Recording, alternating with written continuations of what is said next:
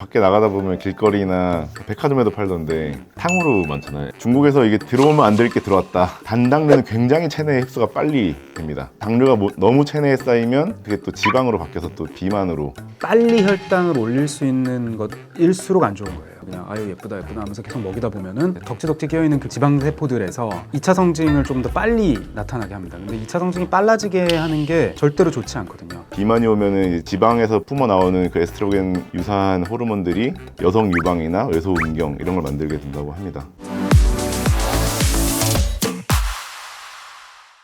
마디마디 속 이야기 우리 동네 정형외과. 잘했어.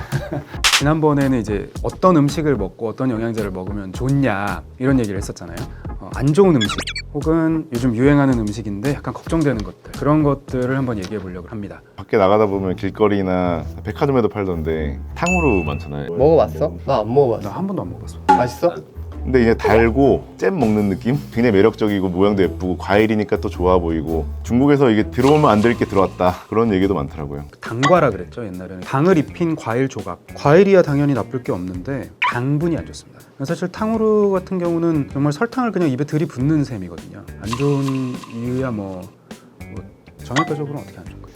갑자기 당이라고 그러면은 단당류가 있고 다당류가 있는데 단당류는 굉장히 체내 흡수가 빨리 됩니다. 당류가 너무 체내에 쌓이면 그게 또 지방으로 바뀌어서 또 비만으로. 애들 간식이잖아요. 그러다 보면은 이제 소화 비만이 많아지고 남자아이들 같은 경우에는 비만이 오면은 이제 지방에서 뿜어 나오는 그 에스트로겐 유사한 호르몬들이 여성 유방이나 외소 음경 이런 걸 만들게 된다고 합니다. 그러니까 성조숙증이라고 하는데요. 소화 비만은 사실 굉장히 큰 문제죠. 아이들이 포동포동하게 귀여우니까 그냥 아유 예쁘다 예쁘다 하면서 계속 먹이다 보면은 덕지덕지 끼어있는 그 지방 세포들에서 2차 성징을 좀 더 빨리 나타나게 합니다. 근데 2차 성징이 빨라지게 하는 게 절대로 좋지 않거든요. 제대로 성장이 되지 않았는데 2차 성징이 나타나기도 하고 2차 성징이 너무 빨리 끝나버리기도 하고 남성이고 여성이고 할 것 없이 여러 가지 문제가 생기죠. 요즘에 애들 그 키 크게 한다고 성장 호르몬 주사 같은 거 되게 많이 하는데 그런 경우에 애들이 이제 성조숙증이 진짜 빨리 와가지고 2차 성징이 빨리 오면 클 수 있는 키보다 작아지기 때문에 키는 항상 이렇게 오래 커야 돼요. 가장 오랫동안 천천히 이렇게 커서 쌓이는 그 키가 이제 최종 키가 커지는 거기 때문에 이제 뭐 비만이 되면 당연히 게 빨리 올 수 있겠죠. 근데 이제 정형외과적으로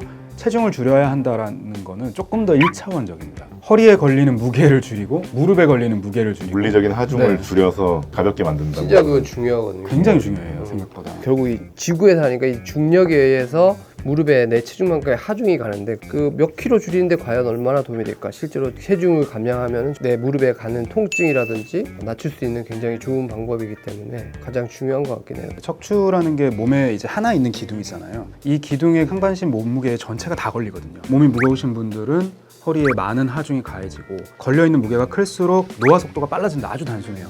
그래서 허리를 나는 오랫동안 안 아프게 길게 쓰고 싶다 혹은 지금 문제가 생겨서 앞으로라도 어떻게든 관리를 해야 된다. 가장 확실하게 효과를 볼 수 있는 유일한 방법은 체중 감량입니다. 단 거 얘기하니까 또 갑자기 생각나는 게 있는데 콜라나 이 탄산음료도 유해하다고들 말씀하시잖아요. 탄산 오늘 몇 개 먹었어? 10개? 사실 이제 10개? 5개에서 10개 사이 정도 먹었을 것 같은데 탄산 중독이라서 저는 집에 탄산음료를 박스로 배달시켜 놓고 먹고 그러거든요. 말을 많이 하니까 계속 뭘 마시고 이렇게 실제로 이제 탄산음료라기보다는 탄산음료에 들어있는 설탕이 문제이기 때문에 결국은 단당류를 많이 먹게 되는 거고 콜라 마시면 뼈가 삭네 뭐 이런 얘기가 있는데 그런 얘기는 사실은 큰 근거는 없는 것 같아요. 그 오해하시는 부분 중에 하나가 이제 그 탄산음료에 뼈 같은 생선 가시나 아니면 닭뼈 같은 거 넣어갖고 녹이는 그런 실험 이런 건 많이 나오잖아요. 그래서 그 얘기가 나오잖아요. 네, 그래서 그런 얘기가 나오는데 사실 그 이유는 이제 두 가지거든요. 하나는 탄산 자체가 약한 산이에요. 뼈는 칼슘으로 이루어져 있기 때문에 칼슘 성분이 이제 녹아 나가면서 뼈가 분해가 되는 건 너무 당연한 건데 그리고 이제 콜라에는 또 인산도 들어있으니까 좀 더 빨리 분해가 되겠죠. 근데 그런 것들은 인체에 들어가면은 다 흡수돼서 조각조각 나뉘어져서 몸에 들어가거든요. 탄산은 심지어 그냥 이산화탄소로 배출이 되고 그러니까 그 탄산의 뼈를 녹이는 거는 그냥 퍼포먼스지 전혀 의미 없다라고 보셔도 되고요. 탄산음료가 실제로 해로운 거는 그 단당류 때문입니다. 탄산음료에는 보통 과당을 넣거든요. 액상과당. 액상과당은 분해되면 그냥 바로 포도당 이렇게 분해가 돼요. 그러면 혈당을 가장 빠르게 끌어올리는 게 포도당인데 게다가 또 액체로 마셨잖아요. 혈당이 이렇게 치솟게 되죠. 그래서 당뇨 환자분들이 저혈당이 왔을 때 제일 좋은 게 그런 탄산음료예요. 사실은 빨리 혈당을 끌어올리기 때문에. 근데 탄산수 같은 거 드셔도 되는데 그냥 음료수를 드시는 거잖아요, 선생님들.